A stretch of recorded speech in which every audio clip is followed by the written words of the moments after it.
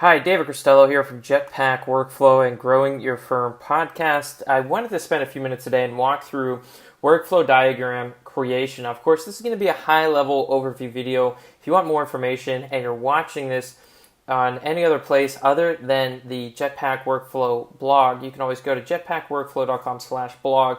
Check out more articles. If you're watching this on something like YouTube, you can check out the links in the description area to get more resources around this topic.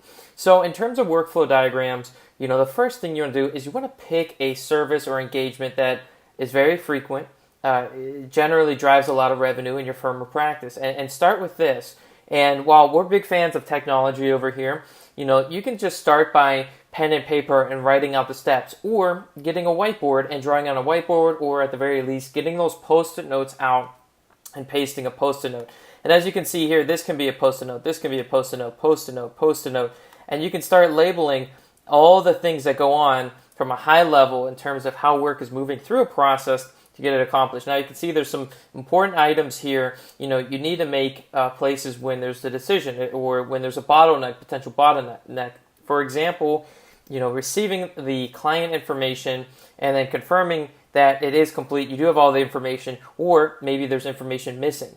Okay, and what I would actually do is I would highlight these bottlenecks, maybe with like a light red or something like that, into here, just to indicate maybe there's a potential bottleneck in the process, or this is where we see a lot of information start falling through the cracks, or this is what causes us to slow down, and maybe we can look at ways to optimize this. But now we have the first part down, go into scan, and then we go into process and fulfill. Now you can see in this workflow diagram, I really like to put things in buckets because they feel more manageable and you can measure the output for each bucket. So I can look at my receive and confirmation process and say, are we doing a good enough job here to get the information on time so we can meet the client expectations and the profitability level that we want to reach.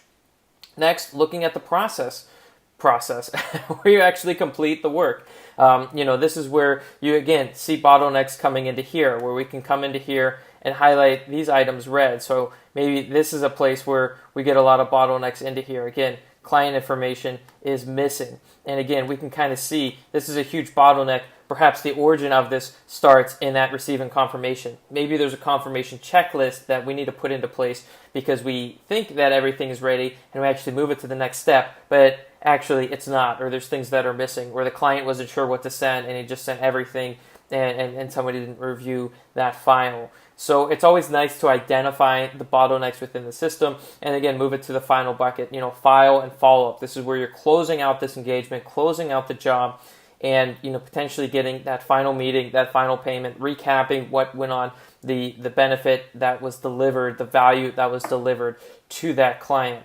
Now we put this this note here that you can receive payment up front. It depends on your client onboarding and how you want to set up that client, the expectations you set.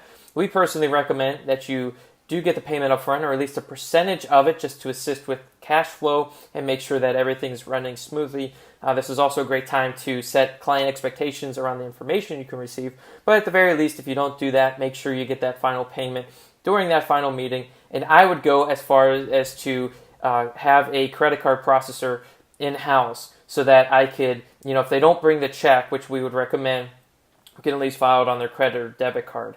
And again, there's nothing worse, there's nothing less valuable than accounts receivable and chasing down payments, or hiring people to chase down payments, or hiring a third-party provider to chase down payments. It really does not add any value. It creates a huge bottleneck, and you're the one stuck footing the bill because you still have payroll, you still have expenses, rent, all these other items piling up, and you can't give them a check and say, cash this in 60 days once we get through our accounts receivable. No, you have payments that need to be made, so I highly recommend getting that payment up front or during that final meeting, having the credit card processor go through.